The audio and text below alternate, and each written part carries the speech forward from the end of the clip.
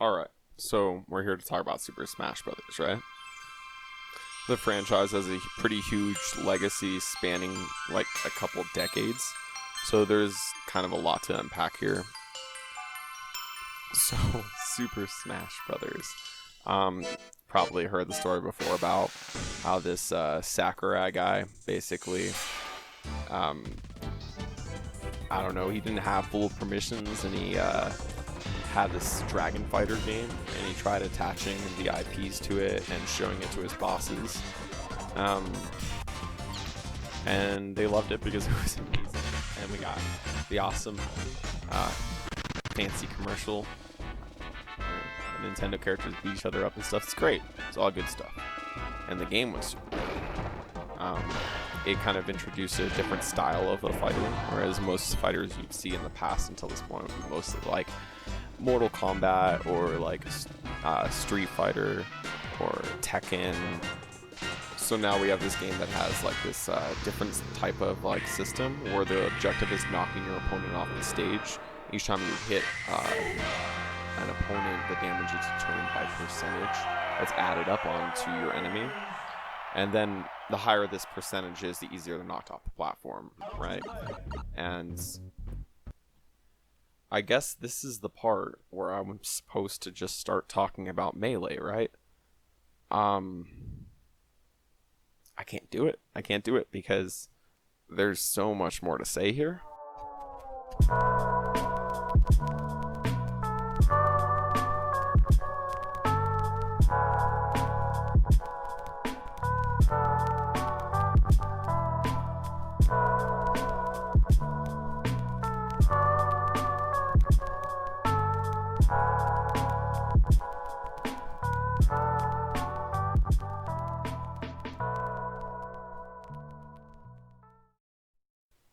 So, let's start with the attack stuff. Show me a moves. You have two primary attack buttons you're going to be using most of the time. And on the surface, you'd be like, wow, how much can you really get done with two buttons? So, let's just start with the A button. A button, you could just, on the ground, neutral, just press it by itself, and it just do a swing. And some characters have, like, combinations they could go into if you pressed it 2. Or then possibly another if you pressed it 3 times. Some characters you can continuously rapidly pressing it on the ground neutral, and it would like do a rapid attack. There's then gonna be like forward tilling. You could just move your analog forward, tilt forward, and press A. It'll do a forward tilt. But if you were to do something like put your analog all the way forward before pressing A or something like that, it would register as a sprint and go into a sprinting attack. So it's like you'd actually have to tilt it forward or have a setup so when you like land or something that you are holding forward and you press A. You can down tilt. You could either down tilt by just tilling down a little bit and pressing it so your character would enter their crouch position before attacking, but then return to standing, or you could hold it all the way down so you're crouching and just press A, where you could down tilt. Up tills, you just, while standing on the ground and holding up, pressing A. If you're press up on the ground, obviously, you jump, so you're going to want to like either just very slightly press it up and A, and then you can be up all the way. It doesn't matter at that point afterwards if you're or you can do a setup, which is what I usually do a lot of times, which is like when you like land from an attack or something, you can set up the analog stick so you're holding up when you land, so that you can just press A whenever you're ready for the up tilt. Then there's going to be like smash attacks, which you can do by just simultaneously pressing a direction in A. So it's forward, back, up, or down. And they're usually really strong attacks, but have some kind of delay or vulnerability for missing that's greater than like your basic attacks. So then you have aerial moves. While in the air, you can just put out neutral air, which would just be not moving your analog stick in any position while in the air and pressing A.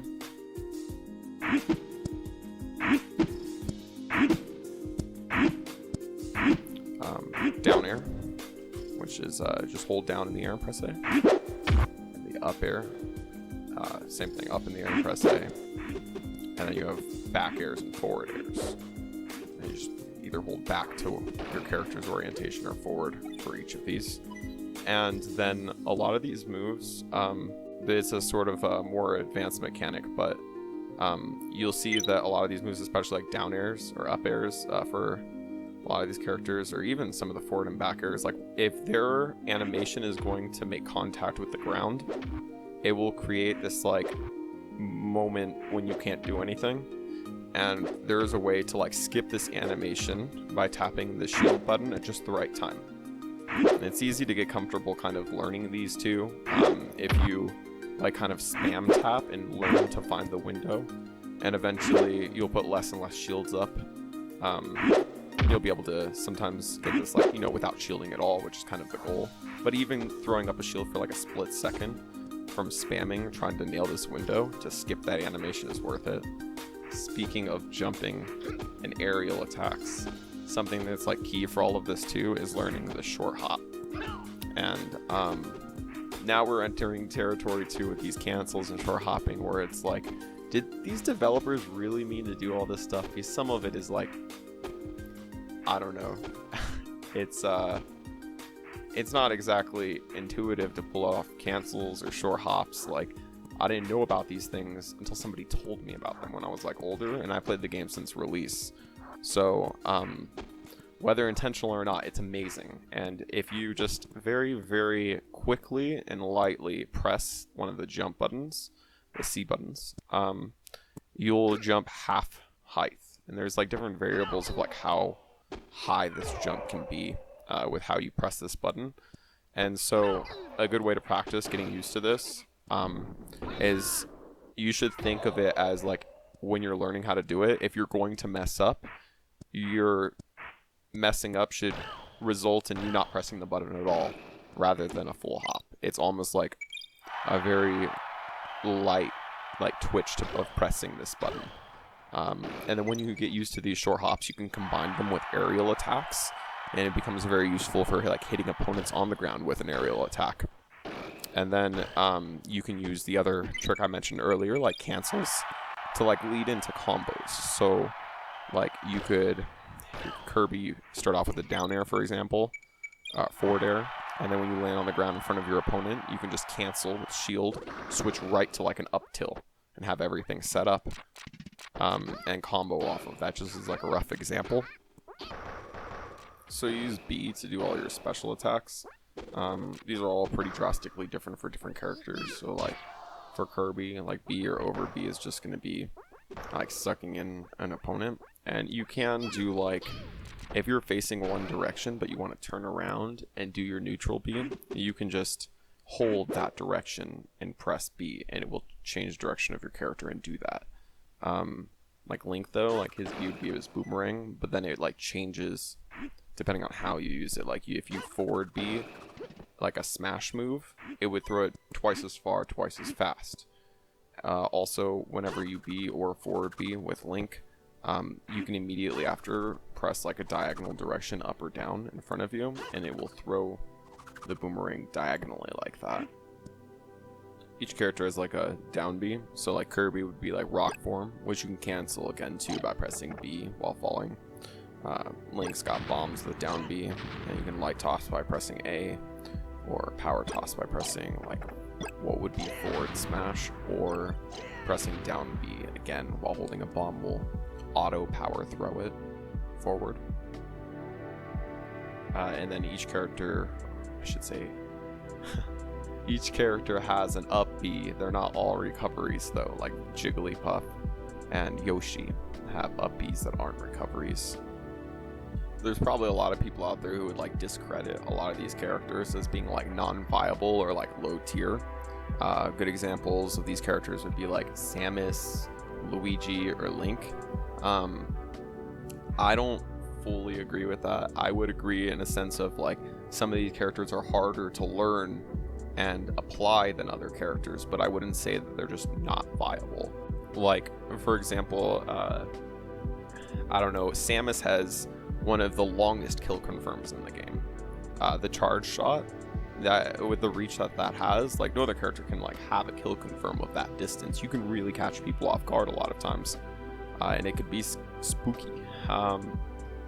Then there's just like, you know, they just have higher ceilings to like learn, but it doesn't make them bad characters. I think like Link, I personally think that you have to learn how to utilize like invisible bombs as Link to like be fully taking advantage of what he can do, and that's not something that's like has a low entry point. You have to actually spend a lot of time. I took at least a year or two or something just basically taking damage from bombs before I even got close to like actually making that work for me. And even after I did, it's a new system of like learning how to fight using the invisible bomb as opposed to just fighting normally without it. And I guess this all brings me back to my one point of like how much of this was intentional, like frame canceling, like Yoshi's super armor, because if it wasn't for Yoshi's super armor, Yoshi would be trash. But Yoshi's a great character, like mostly because of the super armor. And like, how about ledge hogging?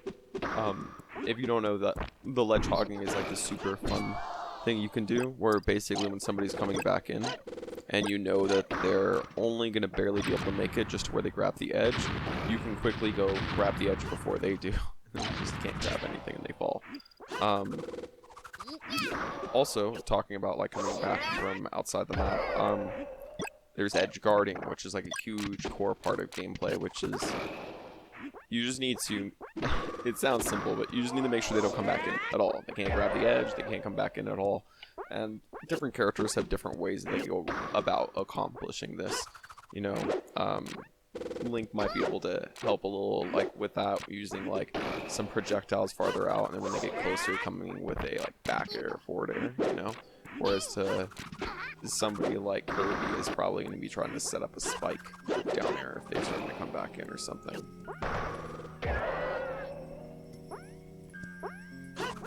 Alright, so there's this thing called stale moves that pretty much, like, if you put out a move, like, say a forward smash, and you hit somebody with it, like, it doesn't hit their shield, it just straight hits them and does damage.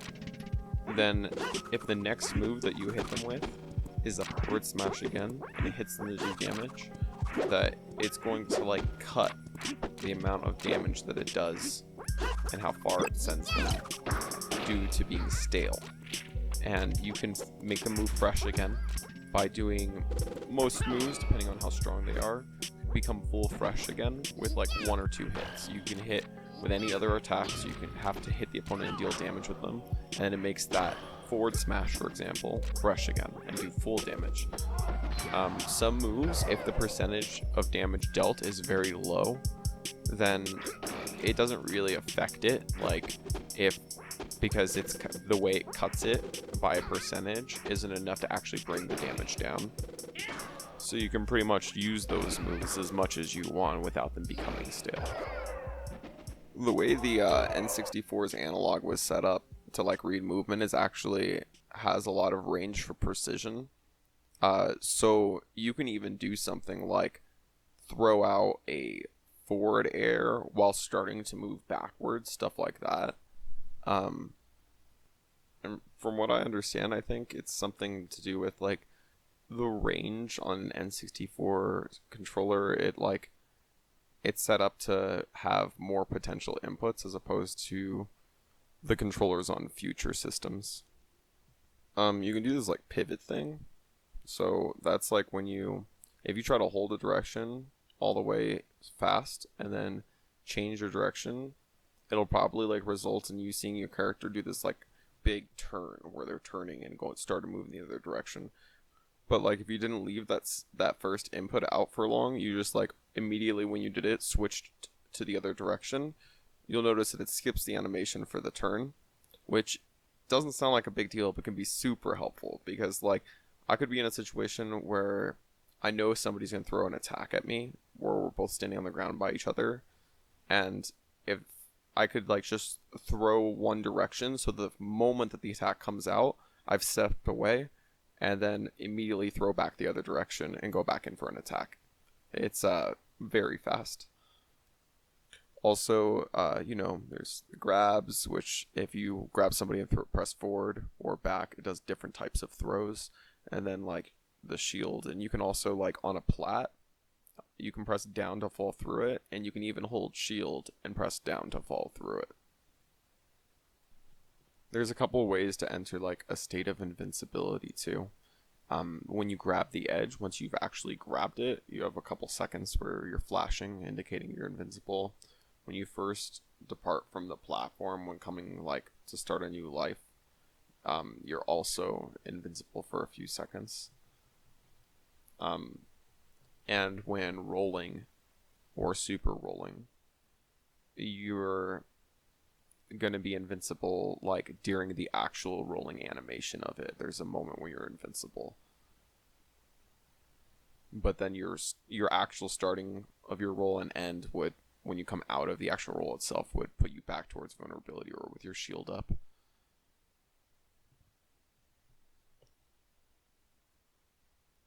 Okay, so, and the super roll and the instant recoveries, the way those work is a really good way to tell where to put these and stuff is like if you're falling and your character's body is about to hit the floor, that's the moment when you could hit shield and you pop right back up. Or if you hold a direction and you press shield, you do like a super roll where you're invincible. I think the speed and distance of this roll is like determined by the force of that blow you're recovering from. You will have a visual indication of where these Z presses should have gone if you miss them, because when your body hits the floor, you'll see green circles show up where your character hit the floor, and that was showing you where the timing for the Z press should have been. I really love how fair this game feels. Every time you lose or you throw out attack with another person and get hit or something like that, it feels so fair, and you can really pick apart like why it happened. Alright, I think we did it. We talked about a lot of the important Smash 64 stuff. So, let's do it. Let's talk about Super Smash Bros. Melee.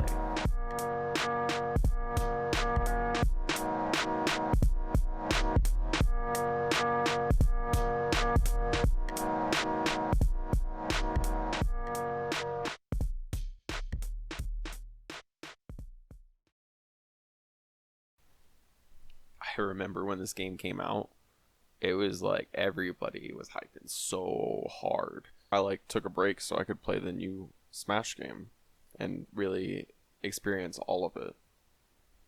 And there were so many things to do with all their extra like little objectives and modes and stuff like that, and there's so many characters. It was a thing you could fight 2 Master Hands at the same time. It was really clear going into this, like it feels like these devs must have been like, okay, we only have 2 goals. We want to add as much content without sacrificing balance as possible, and we want to make the game more like extreme and faster and more intense. Seems like what was sticking out in their minds. And I think to a large degree they accomplished most of that, if not like all of that. I think it was the best possible outcome if that was their objective. To go over some of the differences, like coming over to this game from Smash 64, they added an aerial dodge, which is pretty cool. You can press like shield in the air and you'll do an air dodge. They made it so that if you hold shield and press down, it now does like a spot dodge, which is like weird. I guess that's kind of cool, but I mean, like, it's kind of like making yourself enter the state of like what you'd be in a role where you're invincible just for like a split second. Unfortunately, that does mean that if you have your shield up and you're standing on a plat, you can't press down anymore to fall through. You'd have to drop your shield to press down. The fall speed and general weight of the characters is like a lot more. It seems like the differences between their weights though are a lot closer. So in Smash 64, how Jigglypuff felt so light, like compared to somebody like Link or Donkey Kong. Here in Melee, they seem a lot more like closer to the same way most of the characters. So the frame cancels seem like more of an intentional mechanic in this than a potential like mistake that ended up really good. When you try to frame cancel, it just like plays the normal animation instead of skipping it, but plays it like twice as fast. So they're good to do, but it's not the same way as it like skipping the whole thing pretty much. The way stale moves work too has been changed a little bit. It's not like one hit with a move is going to make the whole thing stale for some of them, and there's no such thing as a move being really weak and being kind of immune from becoming stale anymore, since it works with decimals on their percentages now. Air attacks have been made much weaker as well. You can also charge your smash attacks now, like holding them down and then releasing for like a higher damage output. All things considered, this is the best it could have possibly been, considering the amount of time that they had and what it seemed like their goals were. There's easily hundreds of hours of content here that is just such a blast to play through after playing the original Smash Bros. For so many years.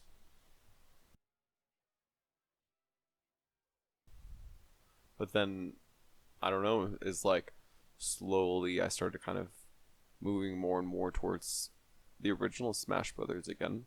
As more time went by, I switched more back towards it.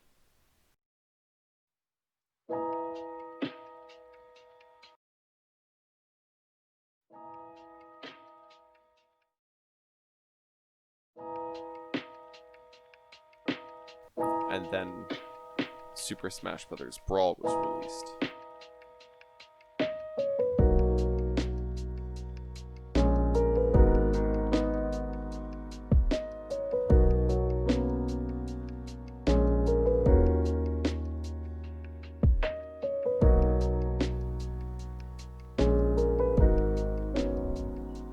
This is where I would say things start kind of going off the rails a little bit. There's a lot of pretty major changes. First things first, L canceling, it's not a thing. They took L canceling out. Completely removed. You can spam that shit all you want, and it just doesn't do anything. This is also the game where they thought it would be a great idea to introduce a ball that will randomly come in and start floating around the screen, and whoever gets to land the third hit on the ball will get like a screen clearing move pretty much. You can grab the edge now while your back's facing it, so if you're in a setup in a position where you're coming in towards the edge but it would be your back that would touch it, or you usually not be able to grab it because you're not facing it and you'd fall and die, now you just would grab the edge magically. At this point in this release, hit stun 2 has been like, it feels very scaled down, making comboing tougher to put together. Just a lot of strange changes that don't seem in a very competitive spirit. If you grab somebody from midair, normally you would get your air jump back, but in Brawl they don't give you your air jump back, which is it's weird because usually you get it back for touching the ground, and I would like almost consider that touching the ground. Cracks have been starting to show with stuff like Meta Knight kind of conquering the game at first. Since this game was on a Wii, it allowed them to kind of fix up certain things, but yeah, it was starting to show that all the extra stuff that they were trying to add in and doing it at such a pace was starting to compromise the balance, at least for me. But thankfully, the community is here to save the day. They made this thing. While Brawl isn't the greatest Smash game, it is one of the greatest for modding potential and like having a like easier starting point. So like really quickly, people started making lots of mods and stuff for Smash Brawl until we kind of ended up with what's called Project M, which is going to be a modification for Brawl that makes it operate a lot more like Melee.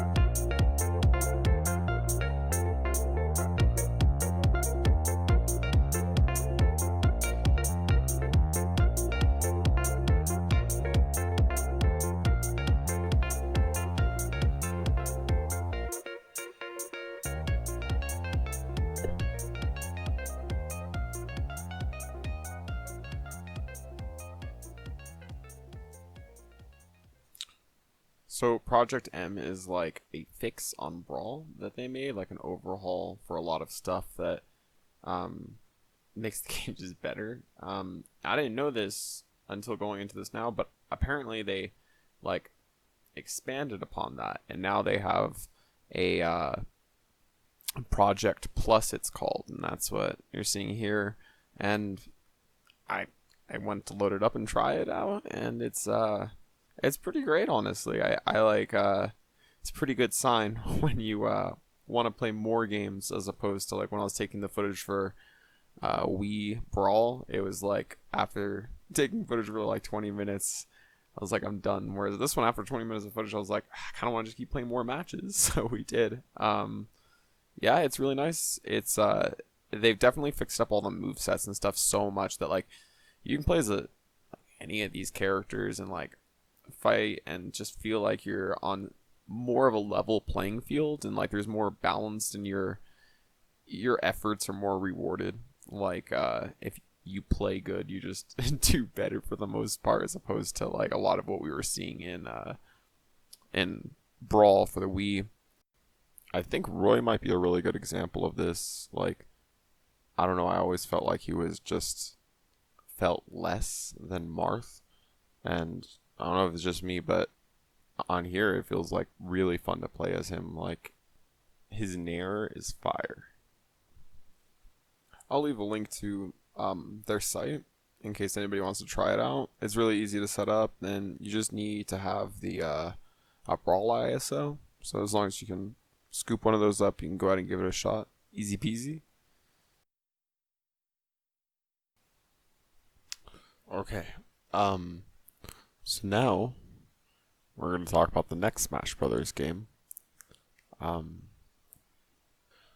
a couple things on this one. First of all,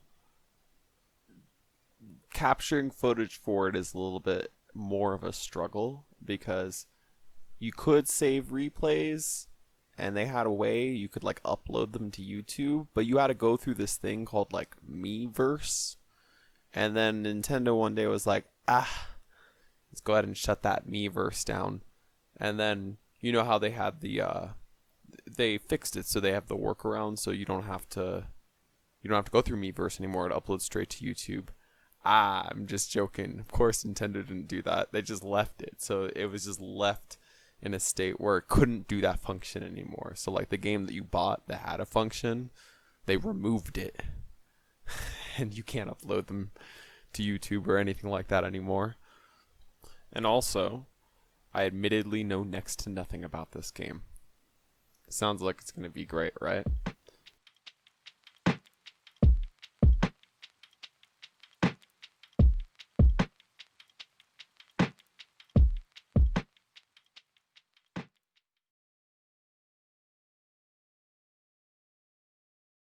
So I started by looking around to see if there was like a competitive scene that was active or anything, or a bunch of people that really were into the game.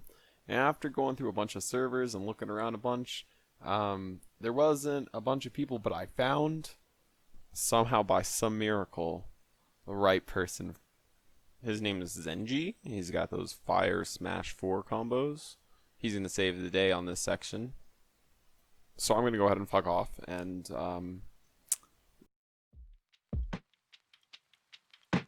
For one, it would be Diddy Kong, as he had this combo that could kill around 60 or 70%, as the combo was pretty strong. He's still been top tier. I'd say for the competitive scene, it was definitely more interesting for me. As most of the time, as I was starting out, I was basically being the sore loser, getting mad at the game most of the time. But then, probably during those 5 years, I had to just realize like it's not all about winning, because you really have to train yourself, especially patient wise, through like the entire game. Because around like 5 years, that's when I kind of stopped. But although I still think for like competitive, it's a really satisfying game. Especially for like Jitsu characters, like playing a mirror match. Because I'll say for like characters like DK, as I said, like in a point of view, he does have like a pretty busted combo where he basically grabs you, does an up throw, and it kills at 60%. But it was never nerfed. For mini matchups, it would always be Bayo. I'll have to accept that, because many matchups have obviously been dominated, and there's hardly anything you could do once the character is learned by a high-level player. For characters for like range and sorties, to really get around DK, because although he does do a lot of damage, he's slightly up there in like speed, but if your character is fast enough, I'm pretty sure they'll have much more of an advantage. And combo characters, as in of 4, I would say it's really up to DI at the end of the day. Because if you get in the combo, there's always a chance that it's not always guaranteed. Because some people have even shown that they can get out of the so-called ding dong, as short for DK's combo. And even Bayo's zero to depths as well. As some of them start around like 40 or even 30%, some can really like just get down to 0 and just obliterate a stock. I mean, although it's not like Bayo's the best character, same with like many others, because they do lose matchups. But I'll say for like ultimate, movement wise, there's probably not much in like similarity. Because I'll say for our ultimate, most options can simply be thrown out, like just pressing a button and then it happens. I'm not saying like it's that free, because going up against like actual high level players, you'll see where you're actually messing up on. 4 really benefited you in grab of the shield, because in ultimate, as it will seem, it seems pretty laggy. But in, I'll say 4, it would benefit you from like getting more combos, because grabbing was a lot more used in 4, I'll say. As many characters would like get around grabs, there will always be like a certain habit with many players where they spot dodge. As spot dodging and air dodging were probably like the most used in the game, especially to get out of certain gimmicks. Yeah, although many people would say they had like a love-hate relationship with this game, especially for like movement-wise. I mean, I'd say for like many characters, they'll have like abusable option, like I probably said. And for like characters like Rob, I'd say like it'll probably be a hard thing to get around once he's like used by top players as well.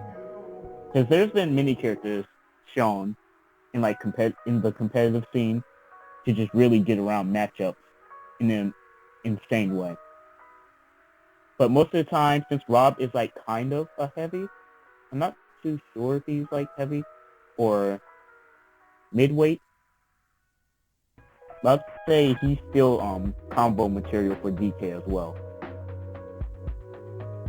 I mean, I wouldn't say all the top tiers would take over, as some people have shown they probably played, and I think if I recall, someone even won a major with Little Mac, or not a major but a tournament. As many people, they've played with like multiple mid-tier characters. I'd say for like probably one of my most liked plays would be either Link. I'd say like around characters to like Luigi. After like having that weight of just like knowing what your character is or isn't capable of, you probably just have to like watch out for like what matchups and what stages you have to pick. But Lilac in Smash 4 actually should have not been legal, because the stage was actually consistently tilting back and forth, and there was no hazards off in 4, I believe. Characters were definitely capable of platform jumping, especially if they're fast. It'll definitely like benefit like many characters that could just ladder you, especially with the platform. Because I'll say around like characters like Bayo, Samus, Mario, with their up airs and aerials, they can do just straight up off the top kills. And it's like sometimes there's hardly anything you can do about it except for your DI option. Later. Wow, that was a bunch of stuff. Really glad I had you help me out with that, man. Anybody wants to check out Zenji's combos and stuff, he's got a channel. I left that down in the description too. That's where I got all the videos for like the Smash 4 section here. I like the Bowser combos. They're very nice. Let's see here. The next Smash game. Smash. Oh. I'll take it. Okay, now we've reached the bottom of the barrel. We're gonna talk a little bit about Smash Brothers Ultimate. Now, it is a really popular game, you know, so like a lot of people might really like it, and that's great. But like just from coming from the last games we were talking about and stuff all the way up until here now, it's just really disappointing for me, at least. So starting with when the game first came out, I had a buddy get it, and he played it a bunch. He like unlocked all the characters and had been playing it. He brought it over, and it was like I noticed in the middle of the first game, it's just like after cycling through most of the moves, you could pick like maybe one or two moves that had really good hitboxes and were good moves, and just use those like over and over. And this casual setting, it would just win me every match. And if I wanted to like venture out, break away, and try more advanced things, it just would usually end up working against you. So what it seems like is like two people will throw out an attack, and one of the people will hit, and then everything kind of resets as a situation for the most part. It does not seem to favor comboing really, any kind of like true combos or anything to where you could like really lock somebody in. In this footage here, you can see like me playing with my buddy, and he's a good Smash player. He plays other Smash games with me too, and he can't get the win because I just keep nairing with Ike and then like pressing just neutral A on the ground for them. That's pretty much all I do. I mean, he owns the game. He's played online and stuff before. If the game was fair at all and balanced in any sense, this shouldn't work for me. And then you can see here, even like just like show that point further. I'm like, it's not that I'm like even remotely good at this game at all. He ends up dittoing me on Ike, and he ends up taking the win from me. And so you're gonna see here, I'm gonna demonstrate in all its glory the pinnacle of Smash Ultimate.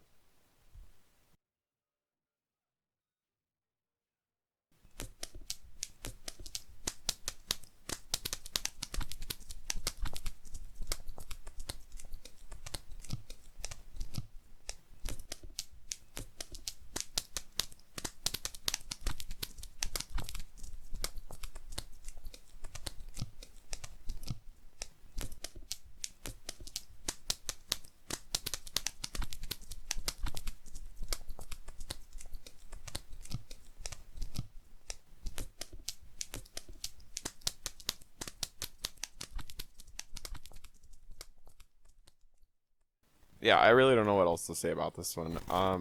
There's no cancels still. There's pivots have been completely removed. Your moves stale when you hit a shield now. You can shore hop aerial just by pressing the fucking jump button and the attack button at the same time. You don't have to do like a perfect button press for the shore hop anymore and then put out your attack. Now you can just press both buttons at the same time and just shore hop aerials. You can also, if you just want to shore hop and not put out the aerial, you can just press 2 jump buttons at the same time. I mean, I hate, but like, you know, they have a big stage selection even if the stages are bad. And they have options to like turn off stuff like hazards and stuff. It's sad. It's super sad stuff.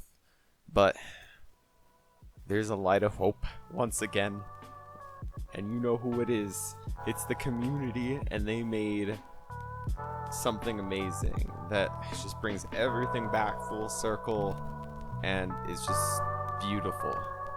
It's called Super Smash Bros. Remix.